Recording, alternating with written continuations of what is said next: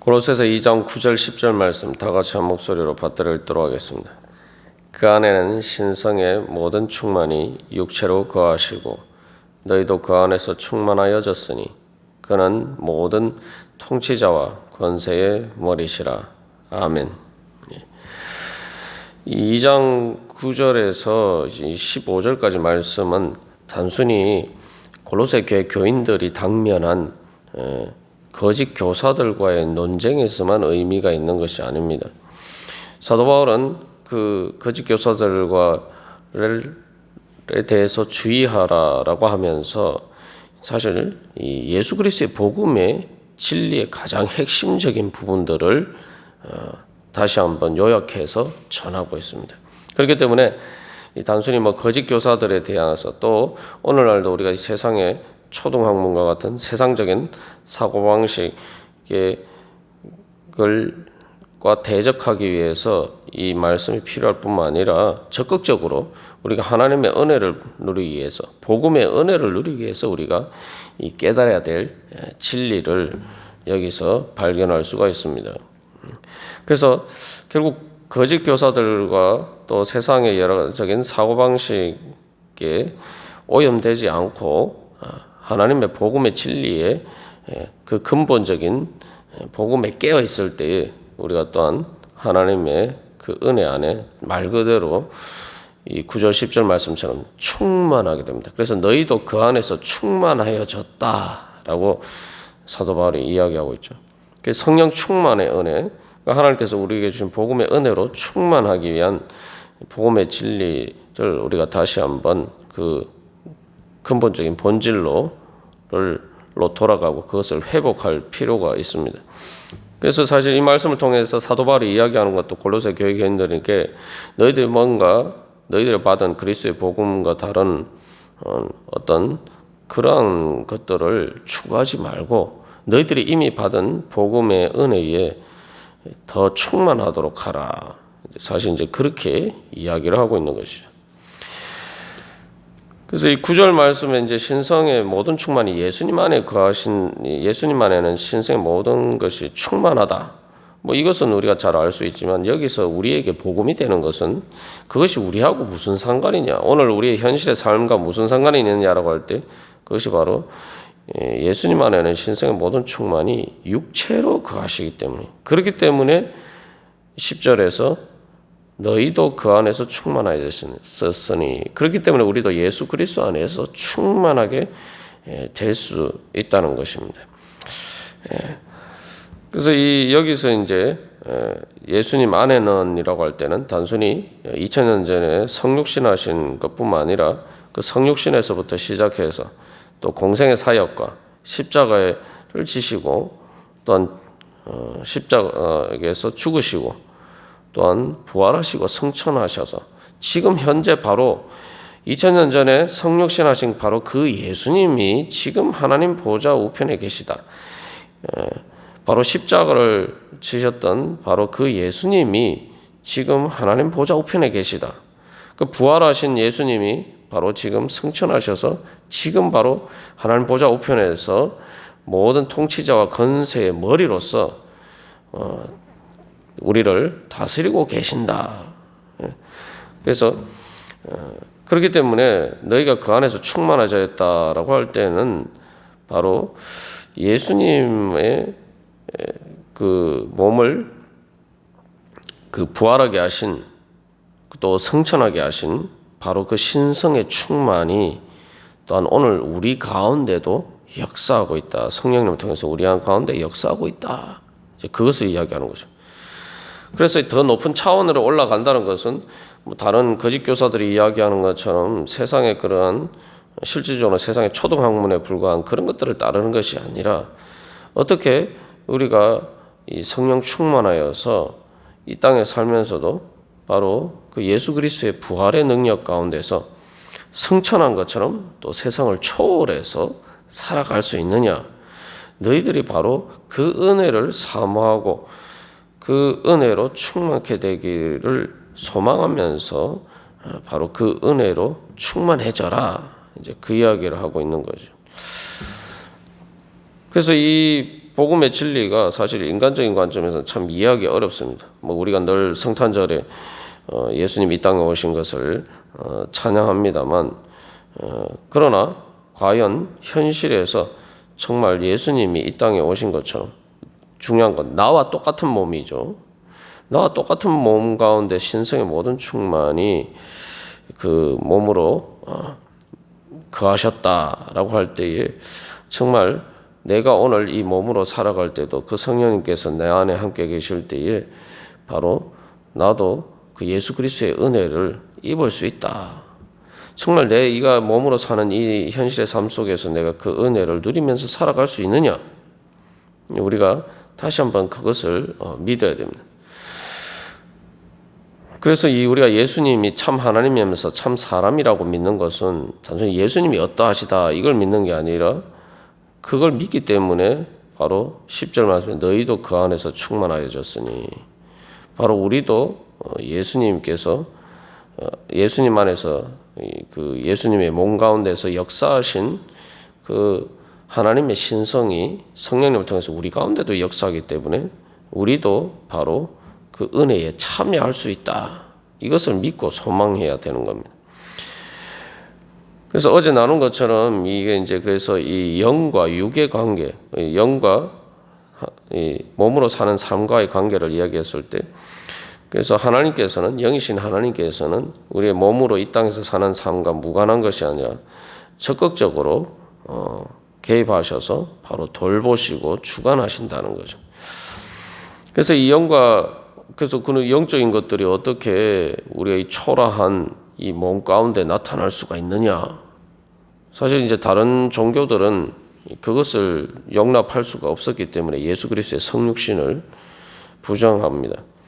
그래서 뭐 이슬람교 같은 경우에도 예수님을 마호메드 이전에 최고의 선지자로 하지만 그러나 예수님이 참 하나님이라는 사실은 인정할 수가 없었던 거죠.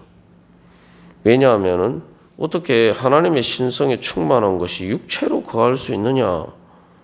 이게 도저히 그 용납이 안 되는 거예요. 심지어 그래서 예수님이 참 하나님이 아니고 정말 마호메드 이전에 최고의 선지자라고 이야기하면서도 그런 분이기 때문에 또 십자가에 죽는 것은 더군다나 이제 용납이 안 된다는 거죠. 그래서 이 이슬람교에서 코란에서는 예수님이 십자가에 죽으신 것을 이제 부인합니다.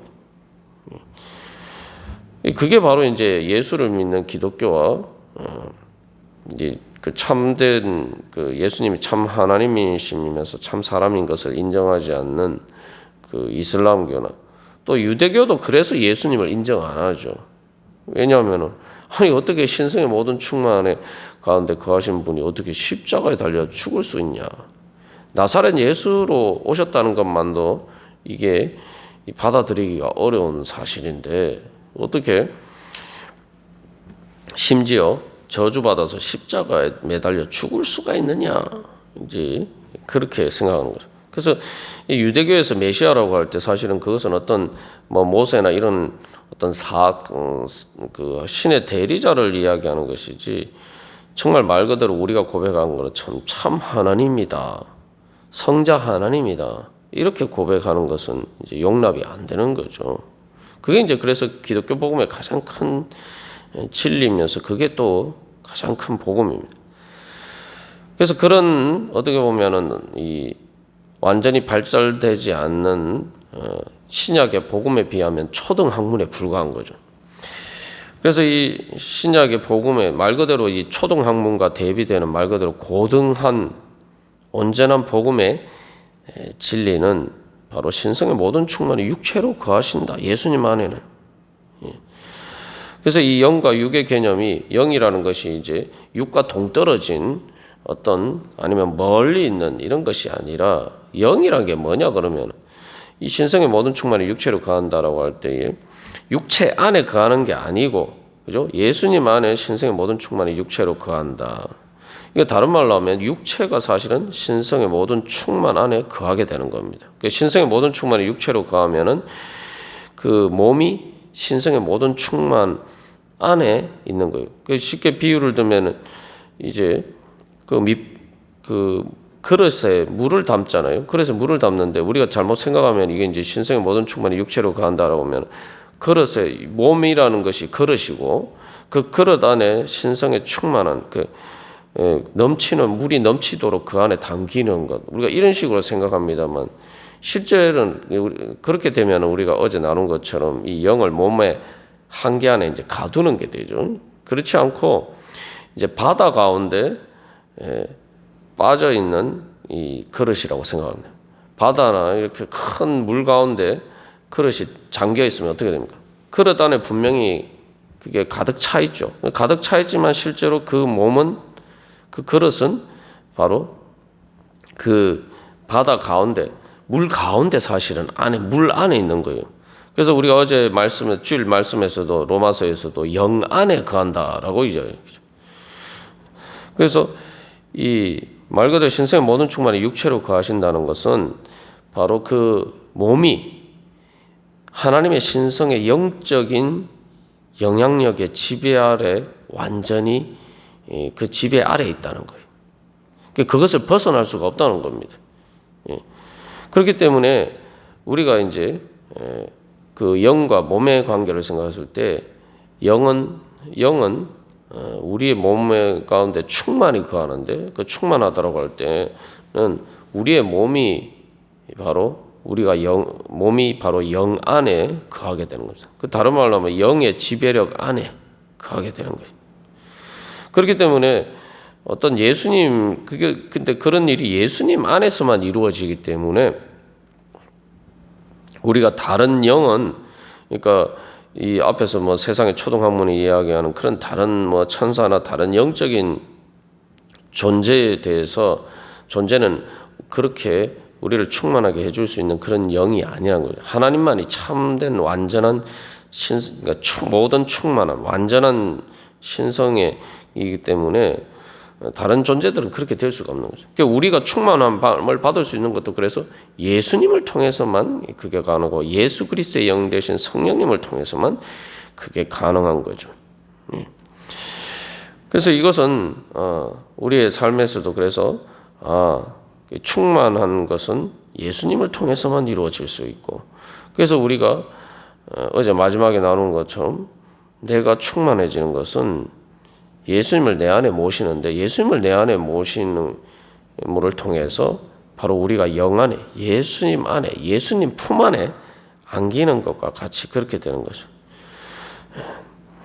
그래서 다른 영적인 존재들의 지배하에 있는 것이 아니라 오직 우리는 예수님의 주권 안에만 거한다는 거죠. 다른 어떤 것도 우리에게 주권을 행사할 수가 없어요. 그래서 예수님의 그러한 가운데서 우리가 충만해진다라고 할 때 그것은 진정한 자유를 의미합니다. 예수님만이 나를 주관하시고 다스리는 분이고 나는 그렇기 때문에 다른 모든 것에서 해방되는 거예요. 거기에 진정한 자유가 있고 충만한 사랑이 있는 거죠. 그래서 이 유한한 것은 무한한 것을 담을 수 없지만 그러나 하나님은 하나님의 영이신 하나님은 그 모든 것보다 더 크신 분이기 때문에 그분에게 있어서는 바로 그 신성의 모든 충만이 육체로 나타날 수가 있는 거죠.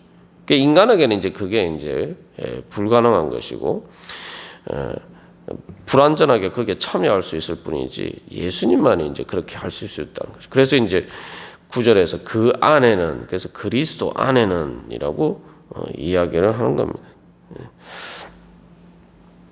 그래서 이것이 우리에게 정말 얼마나 큰 소망이 됩니까? 나이가 이 몸으로 살아가는 이 삶 가운데 바로 하나님의 충만이 나에게 나타날 수 있구나.